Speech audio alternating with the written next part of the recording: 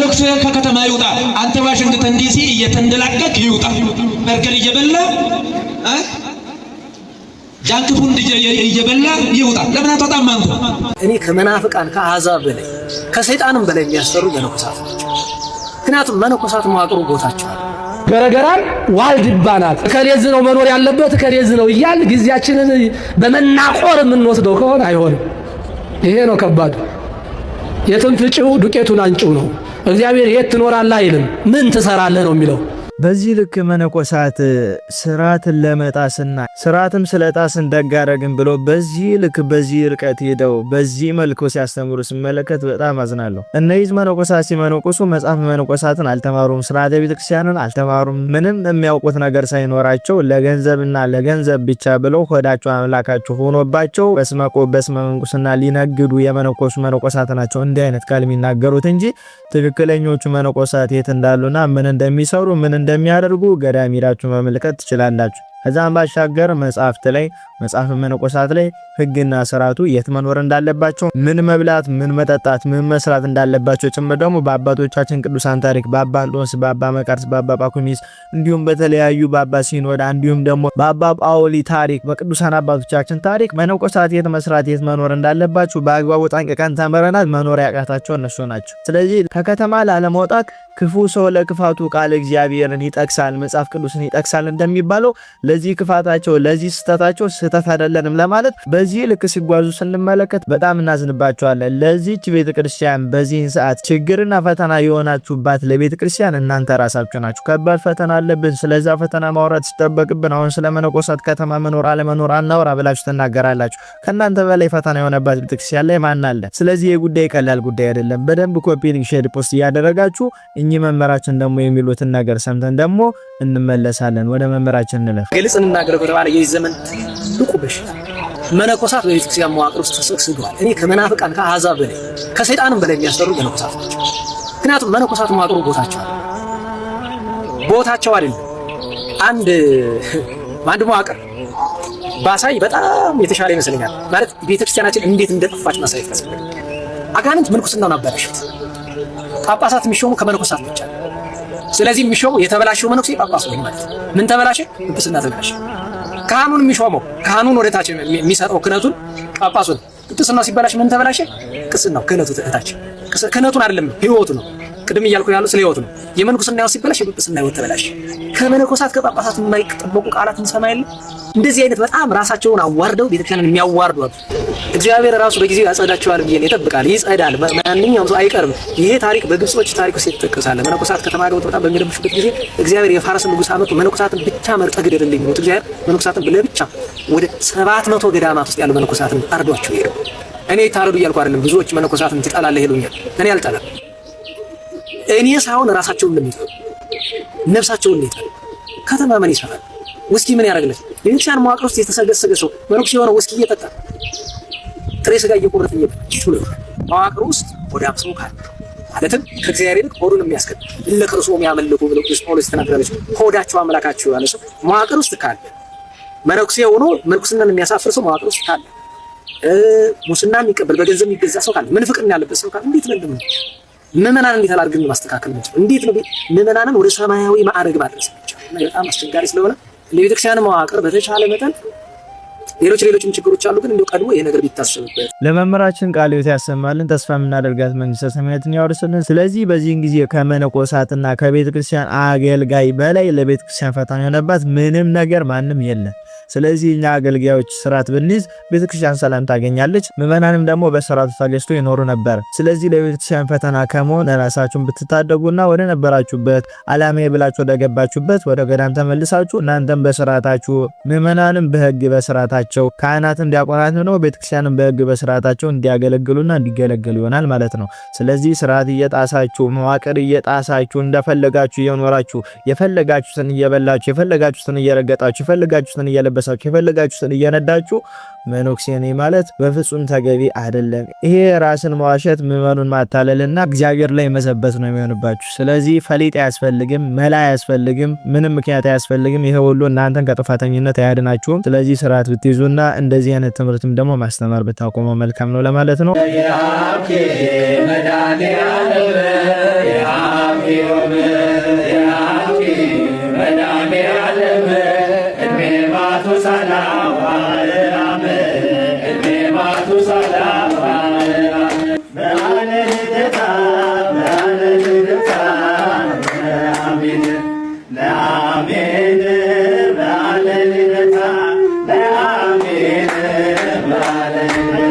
በእርግጠኝነት ይህንን ስህተት ማንም ቲክቶከር ወጥቶ እንደማይናገረው ተስፋ አደርጋለሁ። ምክንያቱም ይሄ ነገር ልክ አይደለም ብሎ እንዳይናገር ሊቀ መዘምራን ቴዎድሮስ ስላሉበት የእሱ ልጅም ደግሞ ስለሆነች ልክ ነው ይሄ የተደረገው ስራ ብሎ የሚያምኑ ብዙ ቲክቶከሮች አሉ። ልክ አይደለም ብሎ ቢያስቡም ደግሞ ልክ አይደለም ብሎ ወጥቶ ለመናገር አይደፍሩም። እሱም ብዙ ሰው ስለሚወደው ከብዙ ሰው ጋር እንጋጫለንና ስርዓት ባይሆንም ደግሞ ዝም ብለን እንለፈው ብሎ ዝም ያሉ ብዙ ቲክቶከሮች እንዳሉ ተስፋ አደርጋለሁ አሉም። እኔ ግን ዝም ብዬ አላልፍም። ይሄ ነገር ፍጹም ስህተትና ከስርዓተ ቤተክርስቲያን የወጣ ነገር ነው። በመጀመሪያ ደረጃ እዚህ የተሰበሰባችሁ ሰዎች በስም ዘማሪያን እንዲሁም ደግሞ ቀሲስ ዲያቆናትም ትታዩኛላችሁ። እዚህ ጋራ ልደት ዝማሬ ማውጥተን የምንዘምረው የእረፍት ዝማሬ ማውጥተን የምናመሰግነው ለቅዱሳን አባቶቻችን እናቶቻችን እንጂ ገና ተወልደው ምድር ላይ እየተመላለሱ ለቤተክርስቲያን ኢምንት ጥቅም ላልሰጡ ሰዎች ልደታቸው ደረሰ ብለን በዚህ ልክ ዝማሬ አውጥተንላቸው ስማቸውን እየጠራ ማመስገናችን ጣዖት አምላኪነት እንጂ ይሄ ፍጹም ስርዓተ ቤተክርስቲያን አይደለም። እዚህ ጋራ ብዙዎቻችሁን የምትነቅፉኝ በኮሜንት መታችሁ የምትጽፉት የዘማሪ ቴዎድሮስ ልጅ ስለሆነች ልክ ነው እነሱ ካሉበት ልክ ነው ስርዓት አይጣስም ብላችሁ ስለምታስቡ ምን አገባ መብታቸው ነው ብላችሁ የምትናገሩ ሰዎች እንዳላችሁ ተስፋ አደርጋለሁ። ትኖራላችሁ እጠብቃለሁ። ከዛ ባሻገር ግን የማንም ልጅ ይሁን የገሌ ልጅቱን የማንም ልጅቱን በመጀመሪያ ደረጃ እንዲህ አይነት ዝማሬ ለሰው አይዘመርም። የአብኪ ወመዳን ያለም እድሜ ማቱሳላው አብርሃም እያላችሁ ትርጉሙ እግዚአብሔር የአብርሃምንና የማቱሳላን እድሜ ይስጥሽ ብሎ መዘመር ነው። ስሟን አስገብቶ እየዘመሩ ነው። ግን ይሄ ነገር ተገቢ ነው ወይ? ልደትን ማክበርስ ተገቢ ነው ወይ? ልደት ሲከበርስ የእሷን ስም አስገብታችሁ በዚህ ልክ ዘምሩላት? የትኛው የሥርዓት መጽሐፍ ላይ አግኝታችሁ ነው? ለሙሽሮች የምንዘምርላቸው ቤተክርስቲያን ለነሱ ሽልማት ስለምትሰጣቸው ለሙሽሮች ይገባል ብለን በመጽሐፍም ተጽፎ ነው ያገኘ ነው። ልደት ለሚያከብር ሰው ግን እንዲህ መዝሙር ወጥቶለት ስሙ ተተክቶለት ይዘመራል የሚል ከየትኛው መጽሐፍ አገኛችሁ? ወይስ እናንተ ብዙ ጊዜ በቤተክርስቲያኑ መዋቅር ውስጥ ስላላችሁ ይሄን ነገር እኛ ሰራ ነው እናጸድቋለን ብላችሁ በራሳችሁ ስሜትና ፍላጎት ዕውቀት ተመርታችሁ ነው እየሰራችሁት ያላችሁት? ወይስ ከየት ነው ያገኛችሁት ይሄን ስራ ብለን ብንጠይቅ ከየትኛውም መጽሐፍ አልተገኘም። በራሳቸው ስሜትና ፍላጎት ያደረጉት ስራ ነው። በነገራችን ላይ ውስጥ ቄሶች አሉ፣ ዲያቆናት አሉ፣ ዘማሪ ቴዎድሮስም ደግሞ ራሱ አለ። ይሄ ነገር ሲደረግ አንድ ሰው ከነሱ ማለት ልክ አይደለም ብሎ ሊያስቆም የደፈረ የለም። ሁሉም ልክ ነው ብሎ እየዘመረ ትመለከቱታላችሁ። ስለዚህ ይሄ ነገር ልክ አይደለም። ሁለተኛ ነገር ደግሞ አንድ ሰው ቃል እግዚአብሔርን እየዘመረ የሚዘምረው ነገር በህይወት ሊኖረው ይገባል። ልጁ እንደዚህ ሱሪ ለብሳ ሱሪዋ ላይ ነጠላ ደርባ ቆማ ስትዘምር ቢያንስ ቀሚስ ለሽ ቢያንስ ደግሞ እንዲህ ሱሪ መልበሷንስ በሚዲያ ማጋራቱ ምን የሚሉት ነው? በመጽሐፍ ቅዱስ ላይ ወንድ ሴትን ሴት ወንድን አይልበስ የሚያደርግ በእግዚአብሔር ዘንድ የተጠላ ነው ብሎ የተነገረ የአንድ ትልቅ ዘማሪ ልጅ ሱሪ ለብሳ ነጠላ ደርባ ቆማ ሲዘመርላት መመልከቱ ፍጹም ከቤተክርስቲያን ስርዓት የላቀና አጸያፊ ተግባር ነው። እኔ እዚህ ውስጥ ካሉ ሰዎች ጋር ምንም አይነት የግል ጠብ ኑሮብኝ ሲሆን ይሄ ግን ስርዓት ቤተክርስቲያን አይደለም። ሊቀ መዘምራን ቴዎድሮስ እዚህ ጋር ቆሞ ይሄ ነገር ሲደረግ እየደገፈ አብሮ እየዘመረ በቪዲዮ እንዲተላለፍ ፈቀደ ማለት ብዙዎች ይሄ ስራ ልክ ይመስላቸዋል ማለት ነው። ምክንያቱም እሱ ዘማሪ ነው፣ ታዋቂ ነው፣ ብዙ ሰው ዘንድ ተወዳጅነትን ያተረፈ መዘምር ነው። ስለዚህ እሱ አደረገው ማለት ሌሎች ልክ ይመስላቸዋል። ይሄ ተግባር ደግሞ ዶግማ ሆኖ ይቀጥላል ማለት ነው። ለትውልድ ትውልድ ይሸጋገራል ማለት ነው። ስለዚህ ይሄን የተመለከታችሁ ምዕመናን ሱሪ ለብሶ ነጠላ ደርቦ ቆሞ ደግሞ እንደ ጣዖት ስትመሰገን መስማቱ ለሷ ተገቢ አይደለም። አንተ ይሄንን የምታደርጉ ሰዎች ደግሞ ማንም ሆኑ ማንም ስርዓተ ቤተክርስቲያንን ጥሳችኋል። ልክ አይደለም። ከየትም መጽሐፍ አላገኛችሁትም።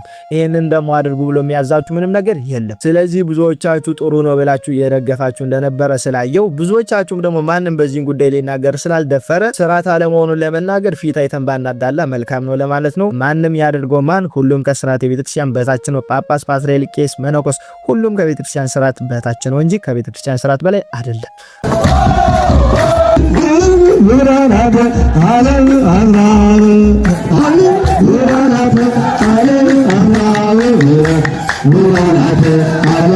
እኚህ ካህን ከዚህም በፊት እንዳይወራጩ ብለን ቪዲዮ ሰርተንባቸው ወጥቶ ይቅርታ ጠይቆ እንደነበረ ትዝ ይለኛል።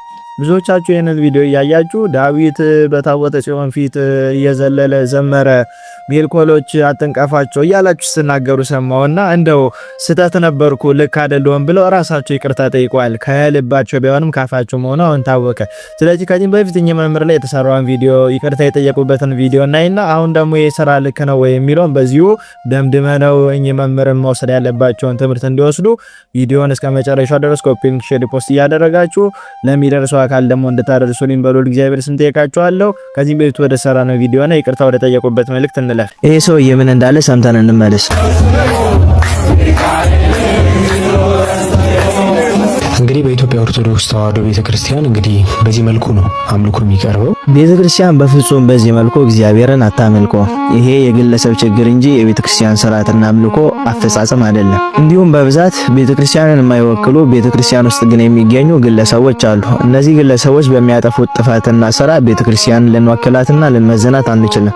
እነዚህን ሰዎች ቤተክርስቲያን ናት የምትመዝናቸው የምትለካቸው እንጂ እነዚህ ሰዎች ቤተክርስቲያንን አምልኮን አይለኩላትም። ይሄ ካህንም የሰራው ስህተት ገብቶት በይፋ ቤተክርስቲያንና ምዕመኑን ይቅርታ ጠይቋል።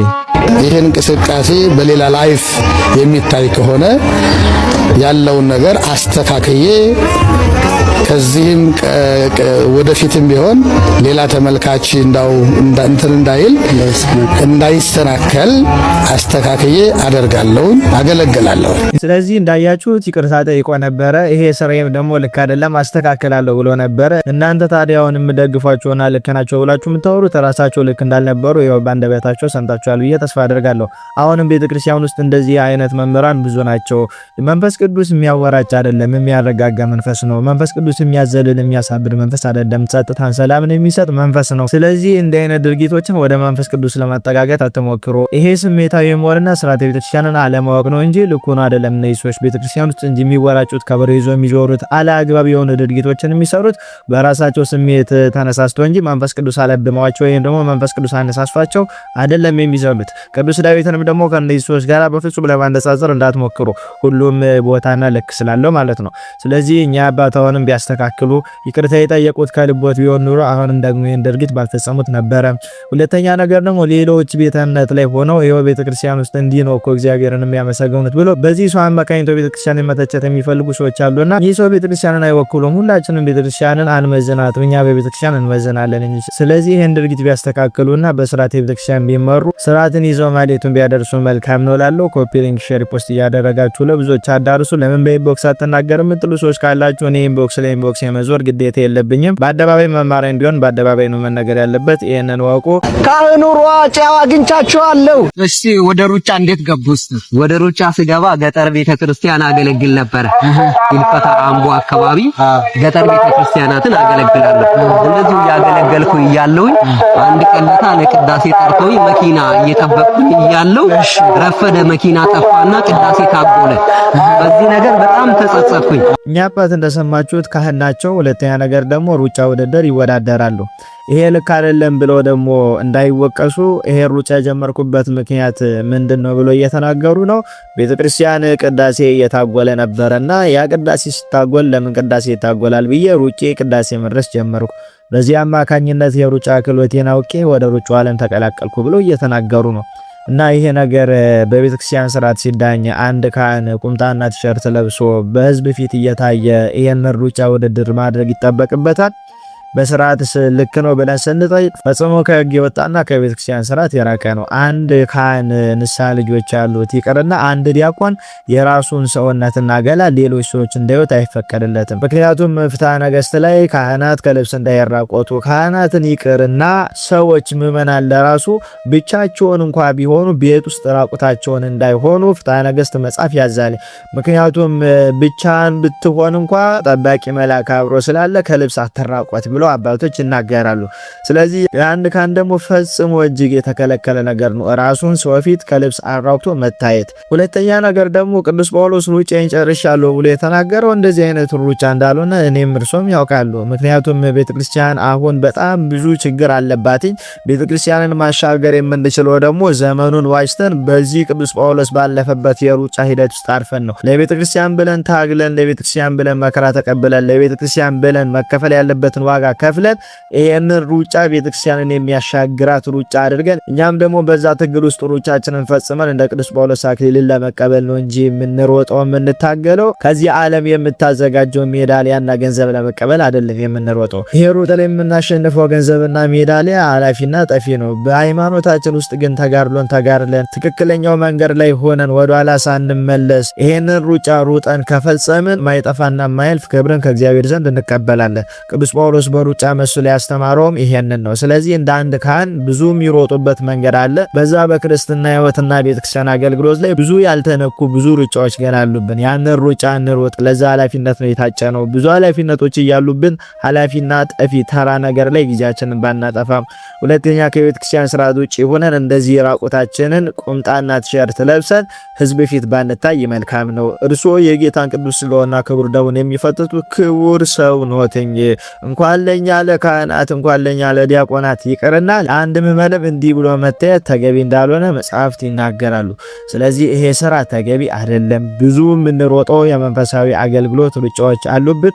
በነዛ ሩጫዎች ላይ ተሰማርተን በዓላማችን ጸንተን እግዚአብሔርን አስደስተን የማያልፈውን ክብርና ሜዳሊያ ለመቀበል መሮጥ አለብን እንጂ እዚህ ታይቶ የሚጠፋ ኃላፊና ጠፊ ለሆነው ሩጫ ከስርዓተ ቤተክርስቲያን ውጪ ሆነን ከልብሳችን ተራቁተን ይሄንን ስራና ተግባር መፈጸም የለብንም ለማለት ነው። ኮፒ ሊንክ፣ ሼር፣ ፖስት እያደረጋችሁ አድርሱላቸው። ይቆየን።